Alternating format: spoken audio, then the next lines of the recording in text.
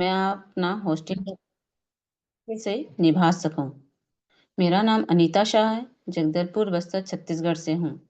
सबसे पहले परमपिता परमेश्वर को कोटि कोटि नमन चरण वंदन करती हूँ। सभी आदरणीय गुरुजनों को कोटि कोटि नमन वंदन करती हूँ। सभी आदरणीय ग्रेट ग्रेट लीडरों को भी कोटि कोटि नमन वंदन करती हूँ। सभी आदरणीय मातृशक्ति और पुरुष शक्ति को भी कोटि कोटि नमन वंदन करती हूँ। गुरुकुल के गुरु श्री आदरणीय श्री कुलदीप सर को भी कोटि कोटि नमन वंदन करती हूँ। आदरणीय रितेश मुंशी सर, आदरणीय नरेश नाग सर, आदरणीय राम लखन पटेल सर, आदरणीय विश्वजीत सर, आदरणीय आरपी भास्कर सर, आदरणीय डॉक्टर मोहम्मद हसन सर, आदरणीय डी के सिन्हा सर, सभी ग्रेट ग्रेट गुरुवरों को कोटि कोटि नमन वंदन करती हूँ। हाई रिच के रचिता के डी प्रतापन सर और आदरणीय श्रीमती श्रीना मैम को भी कोटि कोटि नमन वंदन करती हूँ। आज ऐसी ही ट्रेनिंग जबरदस्त होने वाली है। हर एक दिन खास होता है और हम ट्रेनिंग के माध्यम से सीखते हैं। गुरुकुल गुरुकुल एक ऐसा सोच है, एक बड़ा जहाज बिना नेविगेशन, जैसे समुद्र में छोड़ा जाता है तो क्या हम अपने मंजिल तक पहुंच सकते हैं? ठीक वैसे ही अगर हम बिना सही मार्गदर्शन के अपने लक्ष्य की ओर बढ़ते तो हम कभी भी सफलता नहीं पहुंच पाते हैं। गुरुकुल वह नेविगेशन मार्गदर्शन या पथ प्रदर्शन दिशा निर्देशन है जो हमें सही दिशा दिखाती है। यह हमें शब्दों से नहीं बल्कि अनुभव से सिखाया जाता है। सफलता सिर्फ मेहनत से नहीं मिलती, सही ज्ञान के बिना मेहनत भी बेकार होती है। जो हर दिन सीखने आते हैं वही ऊंचाई तक पहुंच जाते हैं। तो ऐसे ही ग्रेट मातृशक्ति को बुलाना चाहूंगी, उनके लिए दो शब्द कहना चाहूंगी। मीठे शब्दों से जो हर दिल को जीत लेते हैं, अपनी वाणी से जो जीवन में रंग भर देते हैं, जिनकी बोली में झलकता है स्नेह और प्यार, ऐसे ही व्यक्ति के धनी हर दिल की गहराई से मैं उनका स्वागत करना चाहूंगी। सारे कोहो से निवेदन करना चाहूंगी मैम को बुलाने के लिए। सुमिता डिगर से मैम पांडुरमा मध्य प्रदेश से बिलोंग करती है। मैम को डिजिटल क्लैपिंग के साथ आमंत्रित करना चाहूंगी आज के ट्रेनिंग सेशन के लिए। मैम को most welcome ma'am, most welcome. आज के ट्रेनिंग सेशन के लिए मैम आमंत्रित करना चाहूंगी। Most welcome ma'am, most welcome welcome. Ma'am, welcome welcome, ma'am, most welcome most welcome. Welcome madam, you good say ma'am, welcome welcome thank you most so welcome. Much ma'am. बहुत बहुत धन्यवाद कि आपने मुझे इतने बड़े मंच पर इनवाइट किया, इसके लिए बहुत बहुत धन्यवाद करती हूँ। बहुत ही शानदार आपकी होस्टिंग, बहुत ही शानदार आपके शब्द, तो थैंक यू सो मच। और सर्वप्रथम धन्यवाद करना चाहूंगी उस परम पिता परमेश्वर का, जिनके आशीर्वाद से हम सभी आज यहाँ इस जूम मीटिंग में बहुत ही शानदार तरह से बने हुए हैं कुछ सीखने और सिखाने के लिए। तो उनको मैं कोटि कोटि धन्यवाद करती हूँ। और धन्यवाद करना चाहूंगी हमारे सभी ग्रेट ग्रेट गुरुजनों का, जो लगातार हमारे बीच बने रहते हैं और हमारा मार्गदर्शन करते हैं।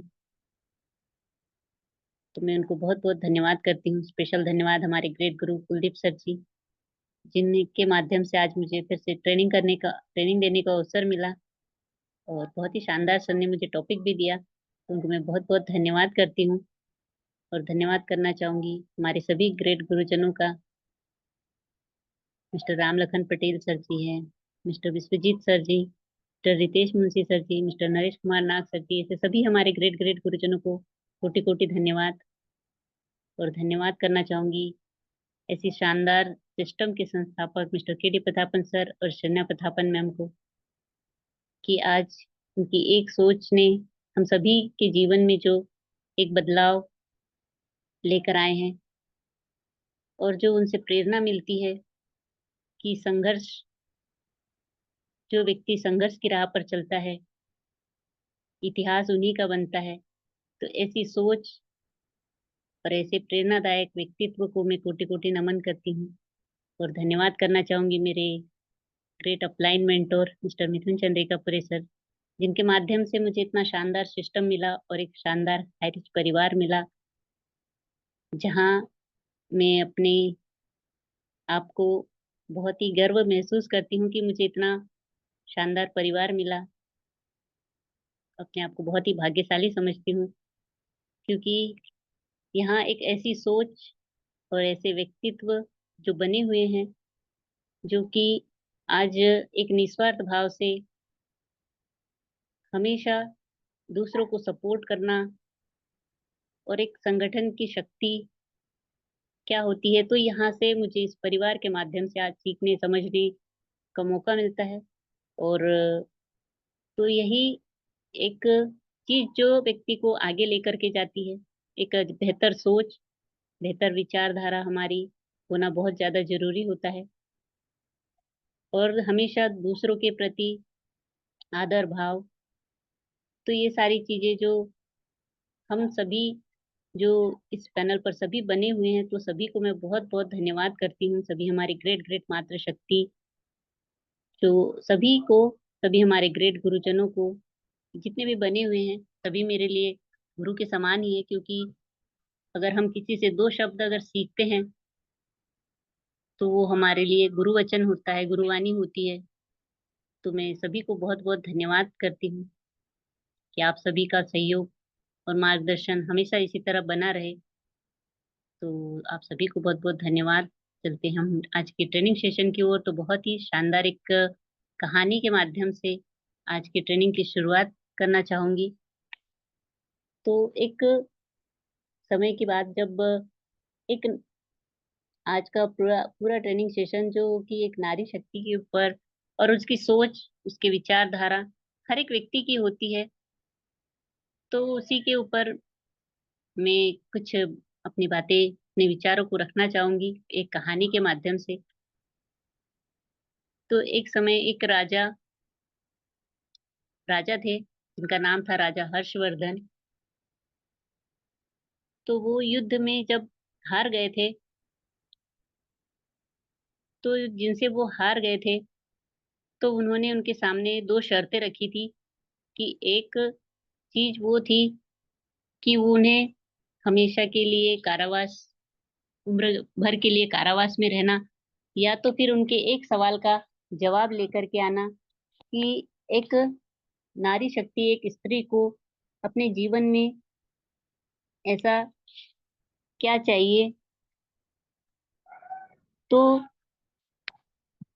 जिससे कि वो अपने आप को एक संतोषजनक समझ पाए। तो एक स्त्री को सचमुच में क्या चाहिए होता है, तो ये एक प्रश्न था। या तो उम्र कैद थी। तो राजा ने कहा ठीक है, मैं आपके प्रश्न का उत्तर लेकर के आऊंगा। उनको 1 महीने का समय मिला। तो 1 महीने का समय जब राजा को मिला, तो वो हर एक व्यक्ति से मिले, हर एक पंडित विद्वानों से मिले, उनके पास गए, उनसे उत्तर पूछे, साधु संतों के पास गए, राजा रानी, हर एक व्यक्ति के पास राजमहल में गए, रानियों से पूछताछ की, दासियों से पूछा, घरों में जाकर के हर एक महिलाओं से पूछा, नृत्य करने वाली नृत्यांगनाओं से भी पूछा, और जो साध्वी होती है, जो सन्यासी होते हैं, उनसे भी पूछा। तो कि एक स्त्री को सचमुच क्या चाहिए, तो हर एक ने अलग अलग उनको उत्तर दिए। किसी ने कहा कि उन्हें प्रेम चाहिए, किसी ने कहा कि उन्हें सम्मान चाहिए, किसी ने कहा अच्छा पति चाहिए, अच्छा बेटा चाहिए, तो किसी ने कहा उनके माता पिता अच्छे होने चाहिए, किसी ने कहा भाई बहन होने चाहिए, किसी ने अच्छा परिवार होना चाहिए। तो हर एक के जवाब अलग अलग थे। किसी ने कहा सोना चांदी, धन दौलत, सत्ता राजपाट, ऐसे हर एक के उत्तर उनको अलग अलग तरह से मिले। लेकिन वो किसी से भी संतोष नहीं हुए। राजा हर्षवर्धन को किसी में भी ऐसा महसूस नहीं हुआ कि ये सही है करके जवाब। तो ऐसे करते हुए उन्होंने किसी अचानक किसी एक व्यक्ति ने उन्हें कहा कि एक दूर देश में एक जादूगरनी रहती है, तो उसके पास आपके प्रश्न का उत्तर अवश्य मिल जाएगा, क्योंकि वो हर एक सवाल का जवाब जानती है। तो राजा हर्षवर्धन अपने मित्र के साथ, उनके मित्र का नाम था सिद्धराज, तो दोनों मिलकर उस जादूगरनी के पास पहुंचे और अपना प्रश्न उनके सामने रखा कि एक स्त्री को सचमुच क्या चाहिए। तो उस जादूगरनी ने कहा कि मैं तुम्हें सही उत्तर तभी बताऊंगी जब इसके बदले में मुझे कुछ मिलेगा। तो राजा ने कहा कि तुम्हें क्या चाहिए? तो राजा तो जादूगरनी ने कहा कि मुझे आपके मित्र से अगर मेरा विवाह हो जाता है तो मैं आपके प्रश्न का उत्तर दे दूंगी। और जादूगरनी जो थी वो बहुत ही बूढ़ी थी और बहुत ही बदसूरत। उसके मुंह से बदबू भी आ रही थी, उसके दांत भी सड़े हुए थे। तो और उसकी मुस्कान भी बहुत ही, मतलब उसकी मुस्कान में भी बहुत अलग एक कपट टाइप का था, जो कि होता है कि वो छल कपट कर रही हो जिस तरह। तो इस तरह की उसकी मुस्कान थी। तो राजा ने उसे मना कर दिया, क्योंकि वो नहीं चाहता था कि उसका मित्र जो है कि इस तरह की मुसीबत में पड़े और एक बूढ़ी और बदसूरत बुढ़िया से उसका विवाह हो। तो इसीलिए राजा ने उसे इनकार कर दिया कि मुझे आपके प्रश्न का उत्तर नहीं चाहिए, मेरे अपने प्रश्न का। और उन्होंने मना कर दिया कि मैं अपने मित्र को इस तरह की मुसीबत में नहीं डालना चाहता। तो ऐसे, लेकिन जो राजा का मित्र था सिद्धराज, तो उसने अपने मित्र के जीवन और उसके राज्य के बारे में जो सोचा कि अगर मैं इससे विवाह कर लेता हूँ तो मेरे मित्र का जीवन भी बच जाएगा और उसका राज्य भी बच जाएगा। क्योंकि अगर राज्य चला गया तो प्रजा के ऊपर भी बहुत सारी विपत्तियां आ सकती है। तो ऐसी सोच उसके मित्र ने रखते हुए कहा कि नहीं, मैं आपसे विवाह करूंगा। और जादूगरनी से विवाह करने का उन्होंने निश्चय कर लिया कि चाहे कितनी भी मुसीबत हो, लेकिन मेरा मित्र और जो उसकी प्रजा है कि उसके होते हुए सुखी रह सकती है, अगर मेरे इसके साथ मेरे अगर विवाह करने से। तो मेरे अकेले के जीवन का उन्होंने मोह नहीं रखा और उस जादूगरनी को विवाह करने के लिए हाँ कह दिया। और उस प्रश्न का उत्तर जब उन्होंने दिया कि जादूगरनी ने जब उत्तर दिया कि स्त्रियां स्वयं निर्णय लेना चाहती है और आत्मनिर्भर बनना चाहती है, कि वो अपने जीवन के हर एक फैसले को स्वयं ले सके। तो एक स्वतंत्रता जो कि आज के समय में हर नारी को कहते हैं कि सामाजिक तौर पर कि वो स्वतंत्र है, लेकिन कहीं ना कहीं आज के समय में स्वतंत्र नहीं है। लेकिन हर नारी हो चाहे पुरुष हो, तो वो हर व्यक्ति के लिए ये जरूर है कि हर एक व्यक्ति चाहता है कि वो स्वतंत्र हो और अपना अपने निर्णय जो भी है तो वो स्वयं ले और एक आत्मनिर्भर बने। तो आज की मातृशक्तियां भी हर एक की स्वयं आत्मनिर्भर बनना चाहती है, वो किसी और के ऊपर नहीं, बोझ नहीं बनना चाहती। तो आज जो हमें इस सिस्टम के माध्यम से जो आज सभी मातृशक्तियों को, नारी शक्ति को जो एक स्वतंत्र जीवन जीने की और आत्मनिर्भर बनने की यहाँ से जो हमें आजादी मिली है, इस सिस्टम के माध्यम से कि हाँ, हर नारी शक्ति आज घर में रहकर भी वर्क कर सकती है, अच्छी इनकम ले सकती है, अपने सपने पूरे कर सकती, चाहे उसे किसी के आगे हाथ नहीं फैलाना पड़ता है। तो इस तरह की एक सोच और यहाँ से जो बहुत बढ़िया तरीके से जो आत्मनिर्भर बन पा रही है, इस सिस्टम के माध्यम से सीखते हुए आगे बढ़ रही है।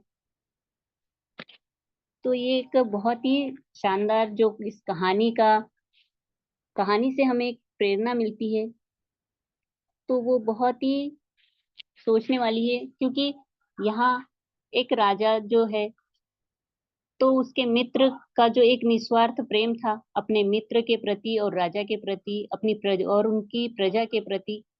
तो ये सारी चीजें जो झलकती है, ऐसे ही हमारे इस शानदार system Highrich group of company के हमारे एमडी सर और हमारी ग्रेट मातृ शक्ति सजना प्रतापन मैम, उनकी जो सोच है कि यहाँ से हर वो व्यक्ति जो भी इस सिस्टम में बना हुआ है, आज इस सिस्टम के साथ जो जुड़ा हुआ है, तो हर एक व्यक्ति जो आज हाई रिचियन है, तो हर एक व्यक्ति के सपने पूरे हो, हर एक व्यक्ति सफल हो और एक आर्थिक आजादी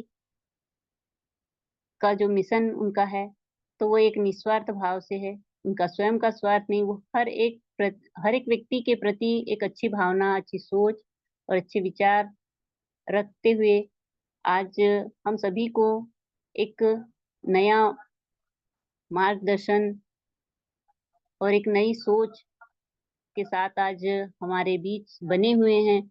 और इतना संघर्ष उनके जीवन में होते हुए भी इस संघर्ष के साथ आज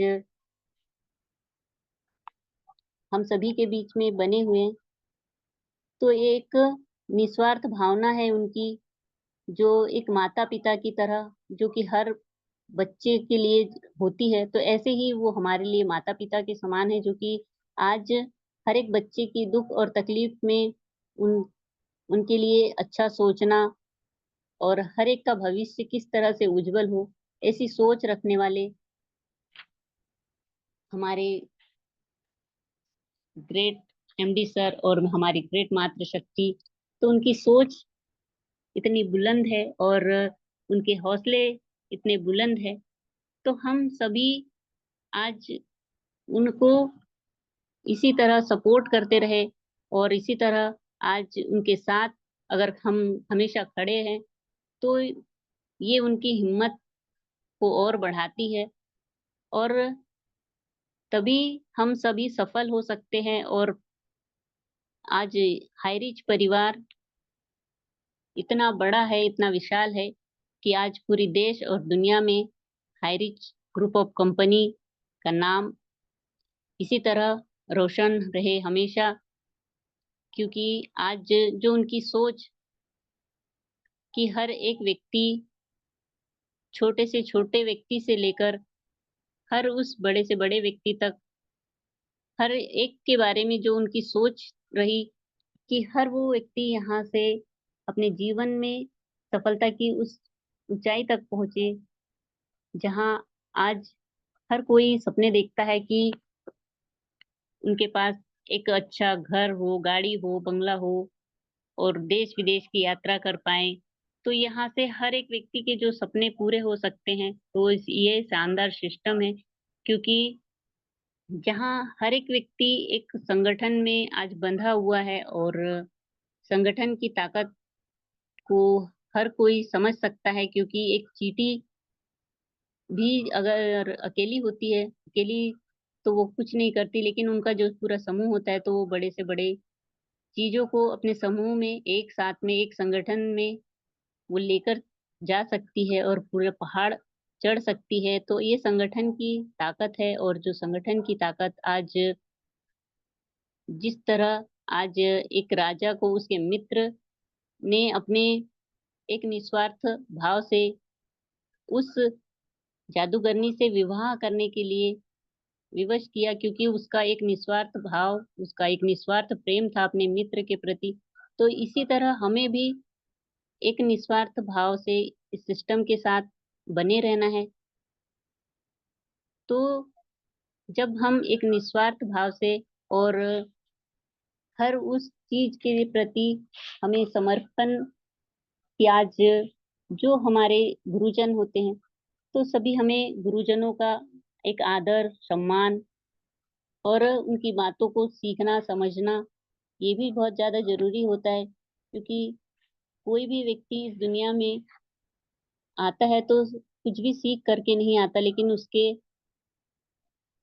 संस्कार उसके माता पिता से शुरू होते हैं, फिर उसके गुरु से मिलते हैं और फिर उसकी संगत से मिलते हैं। तो आज अगर हम जिस तरह की संगत में रहते हैं, तो उस तरह के हमारे संस्कार बनते जाते हैं। अगर आप गलत लोगों की संगत करोगे, तो 100% आप कुछ ना कुछ गलतियां जरूर करोगे। अगर आप अच्छी संगत में रहते हो, अच्छे सोच में, अच्छे वातावरण में, तो ये इसका असर हमारे ऊपर होता है 100%। तो हमें यहाँ पर एक जो इस संगठन में बने हुए हैं सभी, तो आज एक अच्छी सोच, अच्छी विचार और अच्छी भावनाओं के साथ, एक पॉजिटिविटी के साथ बने हुए हैं। तो हमेशा एक निस्वार्थ भाव से इस सिस्टम के प्रति बने रहें, क्योंकि एक निस्वार्थ भाव व्यक्ति का, क्योंकि हम जो होते हैं तो वो हमें उसका कई गुना मिलता है। अगर एक दाना अगर हम बीज लगाते हैं, या तो एक वृक्ष लगाए आम का, तो एक बीज लगाते हैं तो उसका हमें कई गुना मिलता है। अगर वो धीरे धीरे पौधा पेड़ बन जाता है, और जब पेड़ में फल लगते हैं तो वो एक बीज से कई फल मिलते हैं, और उसकी छांव भी मिलती है। तो इसी तरह आज हम सभी इस गुरुकुल में बने हुए हैं, और हमारे गुरुजन हमारे लिए उस वृक्ष की तरह है जिसकी छांव में हम बैठ भी सकते हैं और वहां से हम फल भी ले सकते हैं। तो ये सारी चीजें इस जीवन में हमें बहुत ही कम लोगों को नसीब होती है। मैं तो कहना चाहूंगी मैं बहुत ही भाग्यशाली हूँ कि आज इस शानदार सिस्टम में बनी हुई हूँ, और बहुत ही शानदार हमारे इस गुरुकुल के सभी सदस्य हैं, जो कि एक निस्वार्थ भाव से यहाँ पर बने हुए हैं और एक अच्छी सोच रखते हैं। तो मैं आप सभी को बहुत बहुत धन्यवाद करूंगी, और हमेशा अपने जीवन में पॉजिटिविटी के साथ और एक अच्छी सोच के साथ हमें बने रहना है। क्योंकि जिस तरह उस राजा के मित्र ने उस जादूगरनी से विवाह किया, और तो उस जादूगरनी ने जो शर्त रखी थी कि मुझसे विवाह करना है, तो उन्होंने उससे विवाह भी किया। और विवाह करने के पश्चात उन्होंने फिर से उस सिद्धराज के सामने एक शर्त रखी कि मैं आपके सामने एक शर्त रख रही हूँ कि आप अगर चाहोगे तो मैं 24 घंटे होते हैं एक दिन में, तो मैं 12 घंटे तक बहुत ही खूबसूरत बनी रहूंगी, और 12 घंटे तक फिर से जिस जिस रूप में आज मैं हूँ, मतलब एक बदसूरत और बूढ़ी, तो इस रूप में तो मैं 12 घंटे तक इसी रूप में रहूंगी। लेकिन आपको चुनना है कि आप क्या मेरी शर्त से आपको खुशी मिलेगी। तो उस सिद्धराज ने कहा, कि राजा के मित्र ने कहा कि मैं आपसे विवाह तो कर चुका हूँ, आप मेरी पत्नी हो, और तो मैं आपके लिए, आप चाहे जैसे भी रहो, तो आप मेरी पत्नी हो, और मुझे प्रेम प्रेम है और प्रिय हो। क्योंकि आप अगर बदसूरत भी हो तब भी आप मेरी पत्नी हो, अगर खूबसूरत हो तब भी आप मेरी पत्नी ही हो। तो इस तरह के विचार उन्होंने उस जादूगरनी के सामने रखा, और कहा कि आपको जो उचित लगे, तो ये निर्णय आपका है कि आपको खूबसूरत बने रहना है तो आप खूबसूरत बने रहे, या तो फिर आप अभी जिस रूप में हैं तो इसी रूप में बने रहे। तो ये निर्णय राजा के मित्र ने उस जादूगरनी के ऊपर छोड़ दिया। तो वो तुरंत ही बहुत खुश हुई, क्योंकि उसका स्वयं का निर्णय था, और वो अपनी मर्जी से अपने आप को ढाल सकती थी।